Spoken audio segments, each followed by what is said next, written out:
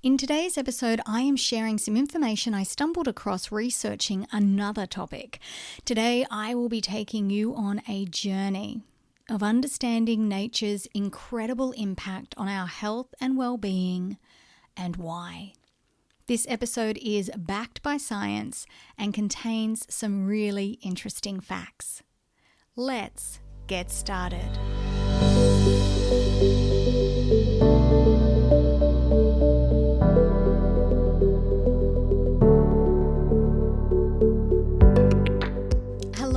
Welcome to a brand new episode of the Live Mindfully podcast, the podcast that invites us all to pause, take a deep breath,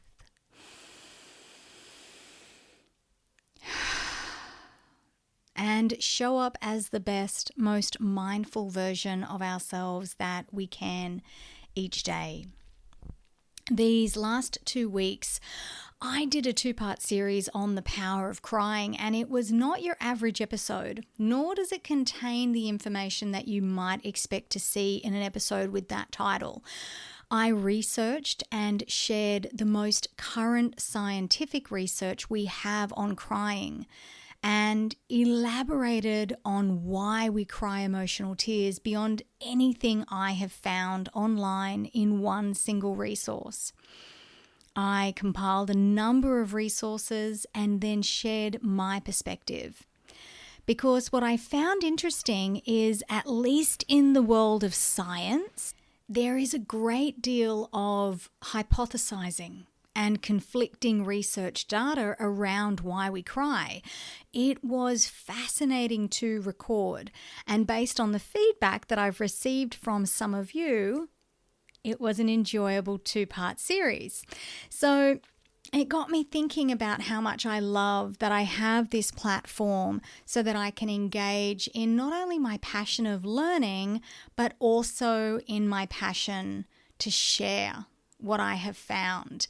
And while researching that topic, I came across some information that I have never read or heard about before. Information about positive and negative charged ions. Now, before we go any further, let's grab a quick overview of what these are. Ions are an atom or molecule with a net electric charge. So atoms are neutral. They contain the same number of protons as electrons. Ions are an electrically charged particle. When electrons are removed from a neutral atom, this gives it a positive charge. When electrons are added, this gives it a negative charge. Now, I know my head is spinning too, but just before we move on, let's take this one step further. Electrons are negatively charged subatomic particles that can be bound to an atom. Protons are positively charged subatomic particles. So when you have more negatively charged electrons, this makes the ion negatively charged as well, versus when these negatively charged electrons are removed, making the ion positively charged. I hope that makes sense. I'm clearly not a science teacher. Bum bum. The truth is, you really don't need to know any of that information. I just find it really interesting, and I find that if I can understand something a little bit better and wrap my head around it, it makes the rest of the information fall into place a little more simply. So what you do need to know is this. These atoms are in the air we breathe. Atoms are everywhere. They are the building blocks of matter. They are literally everything. This mic I am speaking into is made up of many atoms. You are made up of many atoms. The house you're sitting in is made up of many atoms. Everything that is matter is made up of atoms. Positive and negative charged ions are all around and within us as well. So what you might not know, and I certainly didn't, is that they have a huge impact on our health and well-being.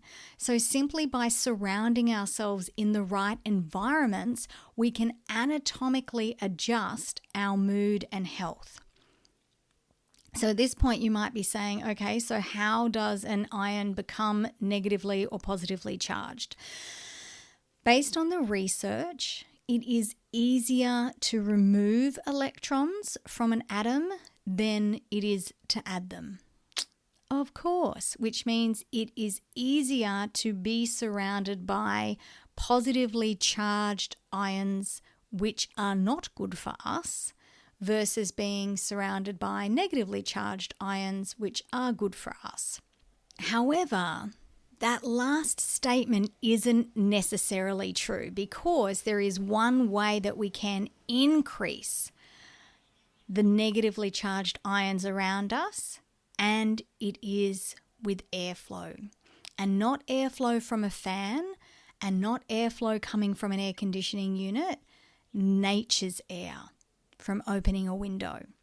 Nature is full, chock-a-block full of negative ions. And testing has shown that interior environments have higher levels of positively charged ions. And that is because the airflow is usually much more stagnant indoors. So what we get in houses, and especially in high rises and office buildings, is an accumulation of dust and other toxic particles, including pet dander, pollen, and mold. So in addition to regularly opening doors and windows to let positive ions out and bring negative ions in, we need to wipe down surfaces with a wet cloth and vacuum regularly. The recommendation is to vacuum daily, but I don't want you to get caught up on that, because if that is not something that is available to you, the stress of trying to make that happen is going to outweigh the positive benefits that you are going to feel. And if you are working in an office building, the majority of those have cleaners who come in each night to do that. So you don't need to be too fixated on that point. Other ways positive charged ions accumulate is through air conditioning, having air conditioning on all the time, and through the use of electronic devices. There was a little bit of debate about that online, about how bad electronic devices were, but basically what I found was that if you are living in a house, you would have to be using those devices to excess for that to be a problem. So the question then becomes, all right, so that's great. Why do we care about this? Because positively charged ions can impair brain function, suppress the immune system, and that can cause symptoms such as anxiety, depression, breathing difficulty, fatigue, headaches, irritability, lack of energy, poor concentration, nausea, and vertigo. And vertigo is just something that seems to be coming up more and more and more. The more conversations I have with people, the more it seems that we are suffering collectively from vertigo. I myself was diagnosed with vertigo about 2 years ago, and it felt like it came out of nowhere. So researchers have found that surrounding people who suffer with depression and other low vibration illnesses or diseases, I guess we might say, that if you surrounded those people with negatively charged ions, those negatively charged ions had as much of an impact on their improvement as antidepressants. That's crazy. There was another study held in Japan, I've put the link in the show notes, that showed by placing people suffering from depression into nature and what they call in Japanese Shinrin-yoku, forest bathing is what that word means, Shinrin-yoku, there were massive positive effects for mental health. In fact, since 2020, Shinrin-yoku continues to be a very big focus of study. And I love that term, forest bathing. Oh, Who doesn't want to take a mindful bath in a forest? If you go, call me immediately. I'm coming. So we know that these things make us feel better. We know that. We know that when we step into nature, we feel better. We know that when we go outside, we start to feel better. I definitely know that. And for 1 in 3 of us, positively charged eons impact us more. And I'm definitely one of those people. I can't sit in air conditioning for too long. I can't sit on my phone or a computer for a really long time. I have spent the last 3 days working on the final touches of my new website, and I am knackered. It has really impacted on my mental health. And sometimes we need to get things done. And perhaps you work in an office building, but that is why it is so important that we make time to go outside on our lunch break, and that we go for a walk if we can in like a botanical garden. If we are in environments that are very positively ion charged, we need to take action to place ourselves in environments that are negatively charged so that we can undo some of that and feel better. When I worked for Westpac in Brisbane City, I went every day for a walk in the botanical gardens. Whenever I worked in the city, that's where I went for my lunch. When I was studying at QUT, I did the same. I mean, fortunately, QUT and the botanical gardens are literally right next to each other. But if there was a chance for me to get outside, even now, that's where you're going to find me. I am not indoors a lot. I work from home now. My desk, right now I'm recording this, I'm seated by an open window. And this is why. Negatively charged ions, when we breathe them in, they enter our bloodstream, and from there they increase serotonin, which increases our mood and energy. It improves our concentration and sleep. And there is a reduction of airborne dust allergens, viruses, and bacteria, because negative ions are statically attracted to airborne particles like dust, mold, spores, pet dander, and other floating pollutants and potential allergens. When they attach to these pollutants, they are grounded and fall to the floor or nearest surface area. So this all starts to make sense now. In nature, with so many more negatively charged ions, all of the pollutants that exist out in nature are grounded. In our homes, if there are less of these ions, these pollutants continue to float around and be breathed in by us. But this also makes sense as to why we want to be wiping surfaces down and vacuuming regularly. And it's another reason why we want to stay indoors if it is really windy or humid outside, because this is when positive ions are at their highest levels. Then, and right before an electrical storm, we know that when it's really humid, there just isn't great airflow outside. But it's great to go outside when it's raining, because all of the positive charged ions are captured, made negative, forced to the ground, and subsequently washed away. Atoms also gain more electrons through ultraviolet rays of the sun, discharges of electricity in the air after a thunderclap or lightning strike, wherever water collides, think rivers, oceans, waterfalls, again rainfall, and they are produced as part of the natural growth process for many plants, including the ones that thrive indoors.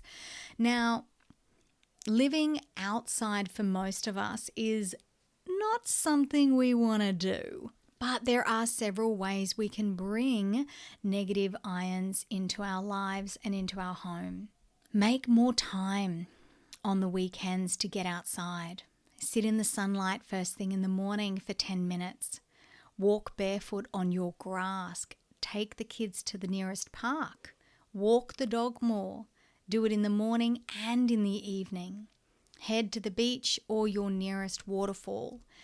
If you work in an office space during the week, making time on the weekends to get into nature, even if it is just your own backyard, is so important for your mental, physical, and emotional well-being. You could also take a plant, one of the plants that are really good for indoor living, and place that in your office. Off the top of my head, aloe vera and peace lilies. Every opportunity you get, open your windows and doors. Turn the aircon off overnight. Don't overuse fans in the house or electrical devices, including the TV. Set limits on how much you are going to watch and take yourself outside regularly after a session of TV or device work to breathe in the fresh air. Drink lots of water to ground positive ions in your body.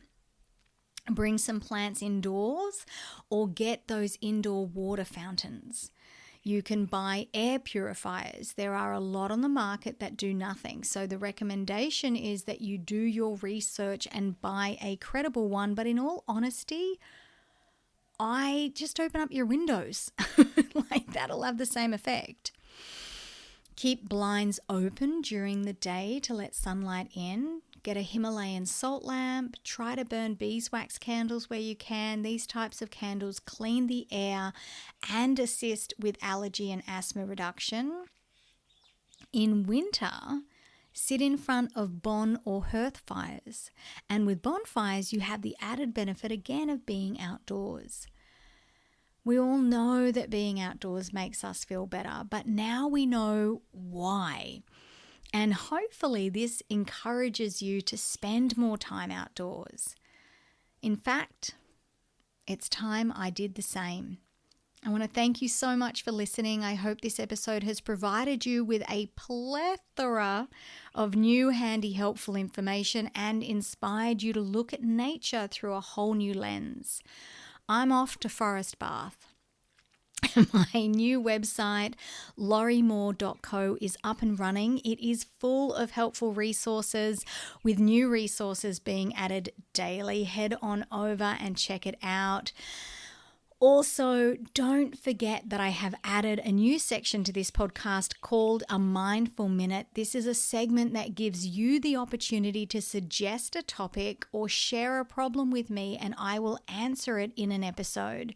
You have the option to do this anonymously, and you can do it from my website at lauriemore.co/podcast.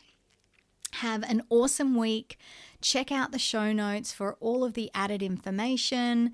I'll be back next week with a brand new episode. Until then, take good care of yourself.